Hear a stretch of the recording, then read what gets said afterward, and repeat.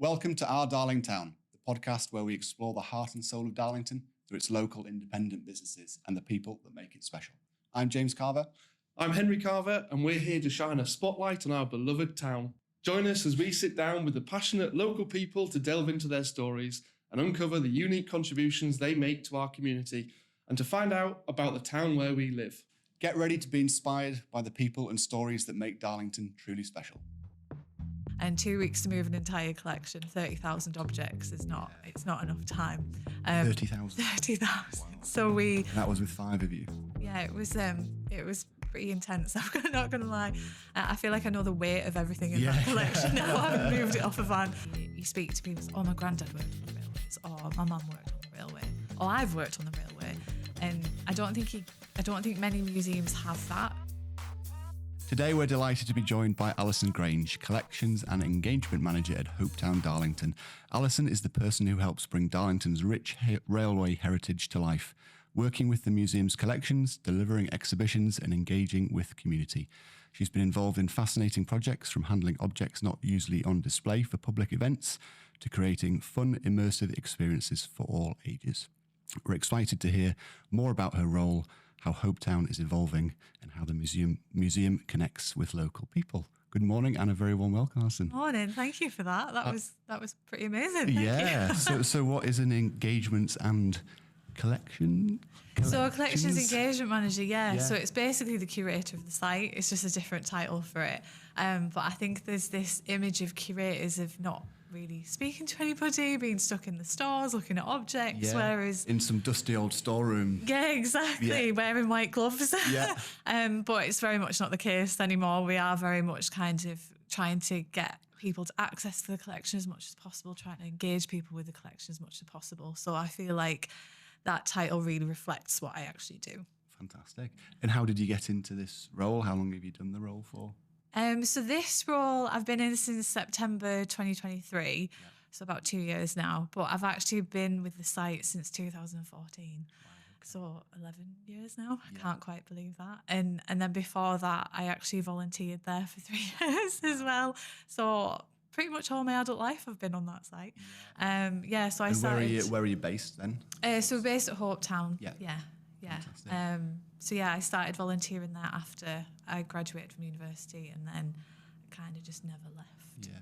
And it's slightly different now to what it was like in 2014, I imagine. Yeah, very different. We closed for redevelopment December 2022, and it was 18 months of construction and redevelopment, and we reopened 16th of July 2024 as Hopetown. And we've never looked back, really. Yeah. It's been incredible. There'll be lots of people listening, as always, that will be, I don't know, maybe want a bit more definition in terms of, you mentioned curator. Yeah. What does that actually mean on a day-to-day basis? So I look after all of the collections. So, and that is everything from researching them, using them for exhibitions, dealing with people who would like to donate objects, new donations to the collection, and just providing as much access to them as possible. I answer a lot of inquiries, kind of not just about new donations, but for example, if somebody's writing a book and they want to know what time the train would have been at a certain time in a certain year, I'm the person that can help find that answer. So I deal with quite a lot of research questions like that as well. And I will say that I do feel as if it's taken this long for me to kind of grasp the breadth of the collection and really understand it. Nothing makes you understand a collection more than having to move it out of a building and then move it back in. When you've had to box up everything, when there's a team of 5 of you boxing everything up and then unboxing everything at the other end. It's an opportunity not many curators get to have, I must admit. So having that understanding of the collection is incredible, really. Do you get bombarded with people saying, listen, I've got this, artifact or what have you, or would you like it? It's increased since we reopened, and it's definitely increased during the anniversary. We probably say no to most things that we get offered simply because we already have them in the collection. Yeah. So we don't want to take more than one of something if we've already got it represented. But you do get some really nice pieces. So recently we had it was a passenger fares list from Banktop Station.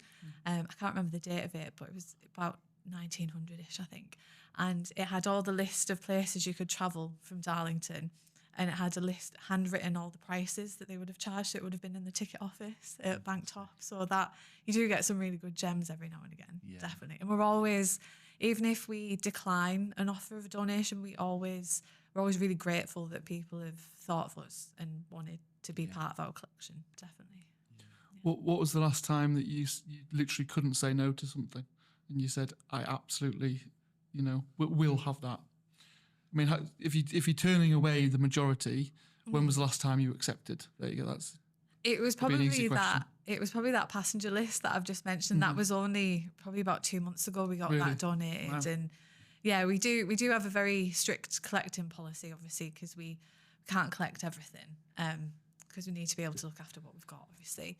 And it, if somebody came to us with something from the Liverpool-Manchester Railway, we wouldn't collect that because it's not our remit. So we look after railway objects and ephemera and archive from Darlington and the northeast, so kind of Berwick down to about Hull, that kind of northeastern region. So if it's anywhere out there, that's outside of our scope. But that passenger list is probably. But the best thing the best thing that I've ever had donated was, and it was a long time ago. It was 2017, I think. And I don't know if you've ever heard of Sir Vincent Raven. He was a chief mechanical engineer for the North Eastern Railway. And do you know the Stuperdale offices where Railpen are now? Yeah. So that opened, it was built in 1911. And we think they moved in 1912 for the drawing office. So it was built for the chief mechanical engineer because there wasn't enough space for them anymore in Newcastle. So they moved the drawing offices down to Darlington. And Vincent Raven was the chief mechanical engineer. And when he was given that job, they presented him with a valet case, so basically like a travel kit, really. And it's in this leather case, and it's all silver, monogrammed with his initials, toiletry bottles, and there's everything in there. There's clothes brushes, there's a comb. I was going to say brushes and soap dish with soap in it. Yeah. Also, even his own personal carriage key, which is incredible. And it's not very often we get something really pretty donated. Quite an industrial collection, obviously, like big archive collection. And I remember when we had it donated, every member of staff and every volunteer came down and put some gloves on so they could have a look at it. Amazing. And it was, it's star of the show, really. It's not displayed as well as we need it to. It's displayed just closed up. We need to figure out how to display it open safely. But yeah, that's probably, in my time at Hopetown, that's probably the best thing we've had donated, I think. Yeah. And with the exhibits that are sort of open to the public, how often do you change them, or is it sort of quite similar? So it's quite similar now. So if you've been to the stores over the last year and a half since we opened, it looks very different now to when we first opened, because we only had about 2 weeks to get in that building. And 2 weeks to move an entire collection, 30,000 objects, it's not enough time. 30,000? 30,000. Wow. So and that was with 5 of you? Yeah. Was it 5? 4 or 5? Yeah. Yeah, it was pretty intense. I'm not going to lie. I feel like I know the weight of everything in that collection now. I haven't moved it off a van. But yeah, so we obviously couldn't get the collection back in that 2 weeks. So we kind of made it look full. And we said, it's going to change quite a lot, as things get donated and as we get things delivered back. So it has changed a lot over the last 18 months. And it will change as people will notice a few things different as we get things donated. And we've had things donated over the last year that still aren't out on display because we haven't got there with it yet. But they're safe with us and secure with us. And it will change, definitely. Is there anything, when visiting other museums, is there anything that you think, just if only we had that? Is there anything you're on the search for? So, object-wise? Yeah. I think if the great thing about museums is that if another museum has something that we could maybe use in an exhibition, they might lend you it. So the thing that comes to mind is the National Railway Museum of York. They have an L&ER cocktail shaker and glass, which we actually borrowed for an exhibition.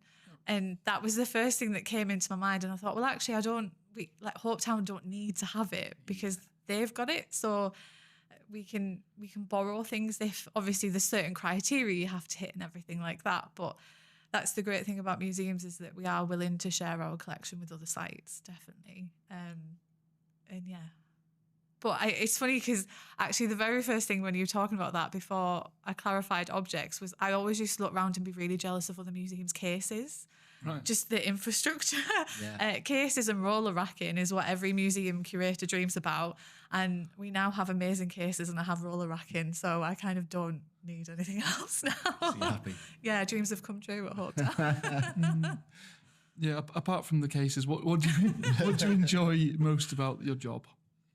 I think, well, no day is ever the same, ever. It changes so much. And I think the breadth of my job is interesting, in that one day you can be looking after the collection, kind of looking after new donations, kind of doing a bit of an audit on things. And the next day you could be talking to another museum about hiring an exhibition. And then the next day I could be at community group doing an object handling session or craft session. So it's really different. And I think I also really appreciate the connection that people of Darlington have to the railways. It's kind of embedded in, because I'm from Stockton, so we don't quite have the same history, I guess, but it's really embedded that railway heritage. You know, you speak to people, oh, my granddad worked on the railways, or my mum worked on the railway, or I've worked on the railway.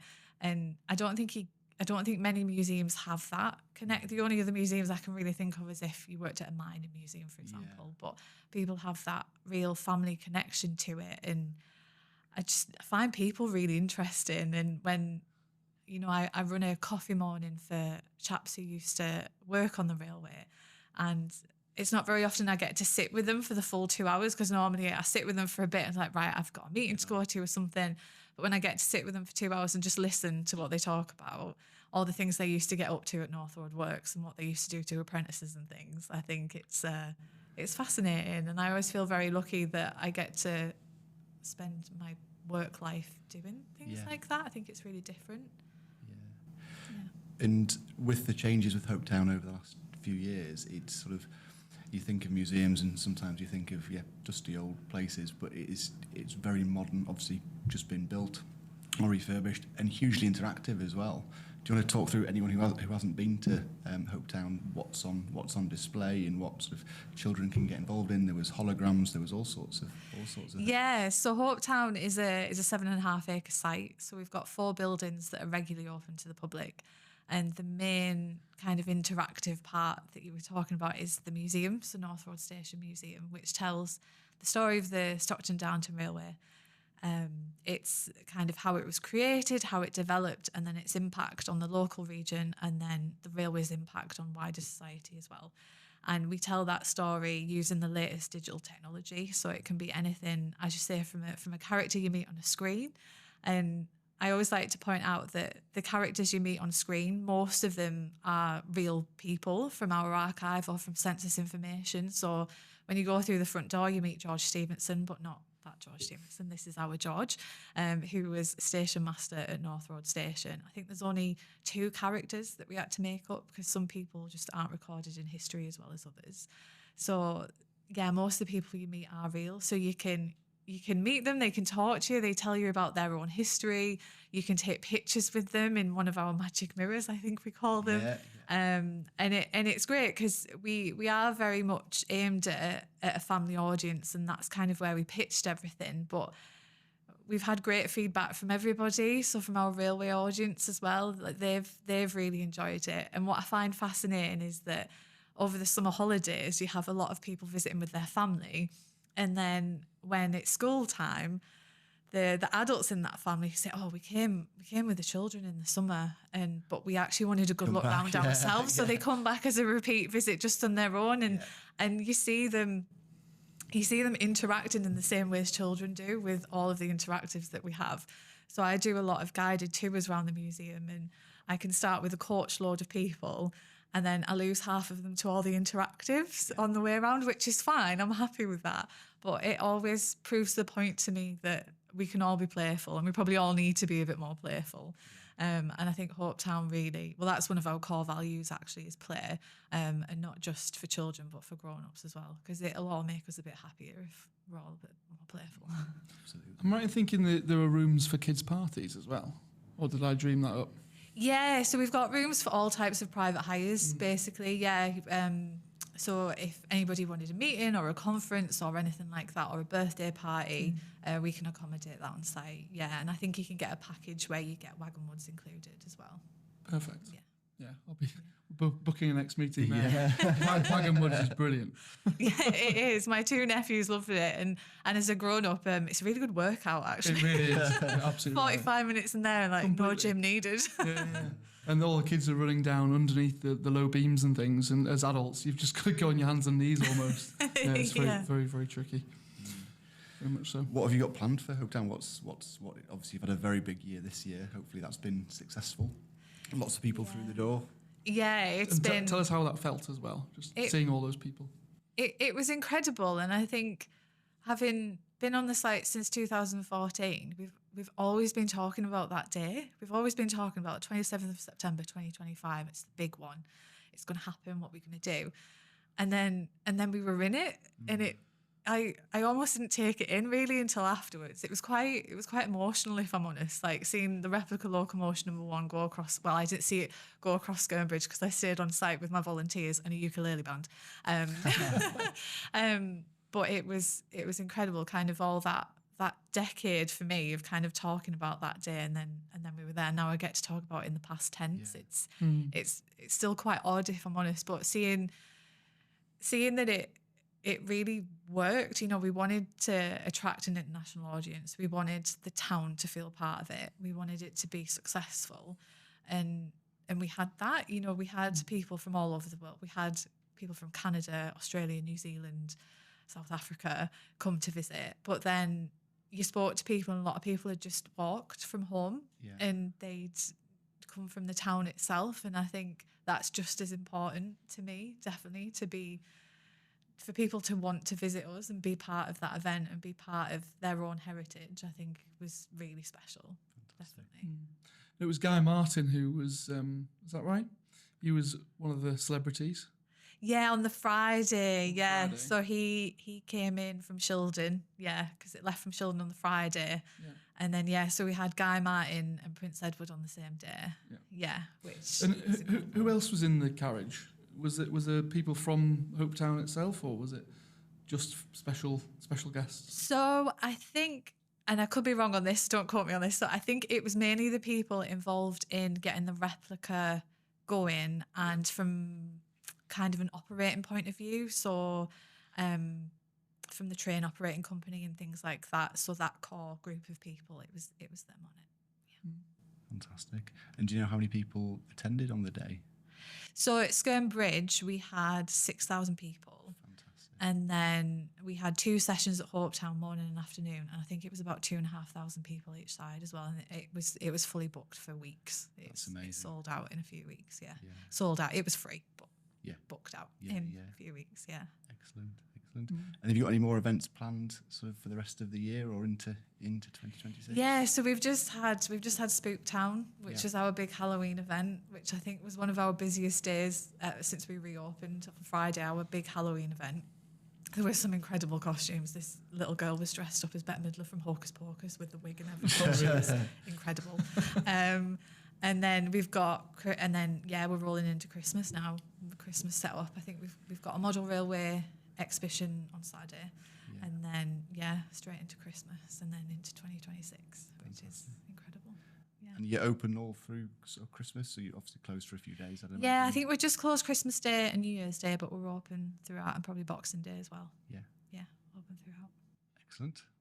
Fantastic. Good. Well, thank you very much for joining us, and really interesting to have a chat with you, and wishing you the best of luck. And I need to get a party room booked, I think. Yeah, please do. Yeah. Absolutely. Thank you very much. Thank you. Welcome.